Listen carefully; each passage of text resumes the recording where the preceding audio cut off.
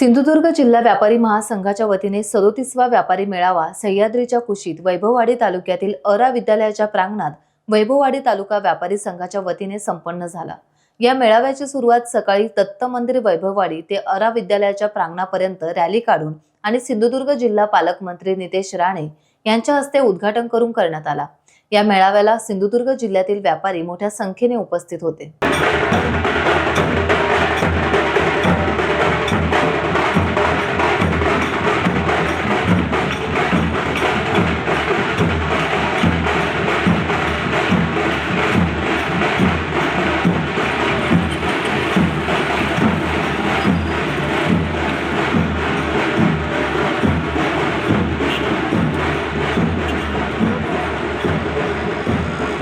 अधिकृत बसणारे व्यापारी अनधिकृत पद्धतीने जे लोक काही बसायला येतात, सुरक्षेच्या दृष्टिकोनातून त्या गोष्टी फार गरजेच्या आहेत। मी तुम्हाला कणकोली बाजारपेठाचा मुद्दाम उदाहरण देईन।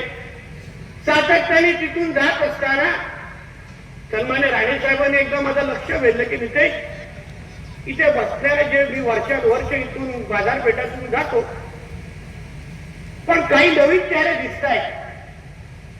तुम्ही माहिती घ्या, नगरपालिकेशी बोला, पोलीस प्रशासनाशी बोला की नेमकं हे कोण आहे, कुठून आले, त्याचा सर्वे झाला आहे का। नगरात मी सीओ मॅडमशी बोललो, मुख्याधिकारी मॅडमशी बोललो, पीआयशी बोललो की बाबा तुम्ही माहिती तरी काढा की नेमकं रस्त्याला लगत बसणारे जे व्यापारी आहेत त्यांची माहिती जरा आवर्जून काढा। ठीक आहे, संविधानाच्या आधारे कोणी कुठे जावं याच्यामध्ये काही त्याला मर्यादा नाही, पण कुठल्याही सुरक्षतेच्या दृष्टिकोनातून तडजोड होता कामा नये याचा विचार आपण या दृष्टिकोनातून पण विचार झाला पाहिजे।